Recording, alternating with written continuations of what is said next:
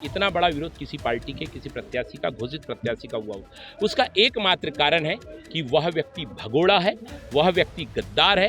ये बीजेपी के बड़े नेता हैं, पूर्व विधायक भी रहे हैं और जिनको ये भगोड़ा और गद्दार कह रहे हैं वो इन्हीं के पार्टी के लांजी सीट से घोषित उम्मीदवार हैं, जिनका नाम है राजकुमार कर्रा है। दरअसल बीजेपी की पहली सूची जारी होने के बाद से बवाल मच गया है। सूची में शामिल कुछ उम्मीदवारों के नाम पर पार्टी कार्यकर्ता सड़क पर उतरकर विरोध कर रहे हैं।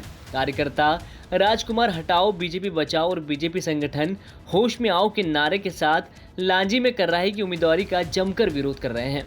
यदि पूरा इतिहास उठाकर देखें पिछले 20 साल 25 साल का, किसी पार्टी में शायद किसी घोषित प्रत्याशी का इतना विरोध किसी पार्टी में कभी नहीं हुआ जितना विरोध आज वर्तमान में लांजी किरनापुर विधानसभा क्षेत्र से घोषित प्रत्याशी भारतीय जनता पार्टी के उनका हो रहा है। क्योंकि मैं भी लगभग 20 सालों से प्रत्यक्ष रूप से जुड़ा हूँ, राजनीतिक पृष्ठभूमि से, पारिवारिक मेरी जो पृष्ठभूमि राजनीतिक है तब से जानता हूँ। मेरे को भी शायद यह इस बात का अंदाज नहीं है कि इतना बड़ा विरोध किसी पार्टी के किसी प्रत्याशी का घोषित प्रत्याशी का हुआ हो। उसका एकमात्र कारण है कि वह व्यक्ति भगोड़ा है, वह व्यक्ति गद्दार है और उसके यदि हम राजनीतिक कार्य को झांकें, वो कभी संगठन में रह के संगठन के प्रति वफादार नहीं रहा है। इसी कारण से ये विरोध हो रहा है। और रही बात रणनीति, जैसा जो आपने शब्द बोला है, हमारी सिर्फ इतनी रणनीति है, पार्टी मेरी माँ है, हम कार्यकर्ताओं की माँ है पार्टी।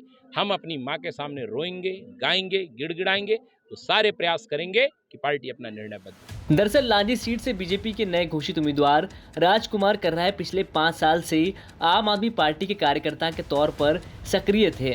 टिकट मिलने से कुछ घंटे पहले ही उन्होंने आप छोड़कर बीजेपी का दामन थामा था और उन्हें टिकट भी मिल गया। उनके नाम की घोषणा के बाद बीजेपी कार्यकर्ताओं का विरोध शुरू हो गया। अब देखना होगा कि आलाकमान वापस इस सीट पर विचार करता है या नहीं। फिलहाल बीजेपी कार्यकर्ता कर्रा को टिकट मिलने के बाद से आग बबूला है।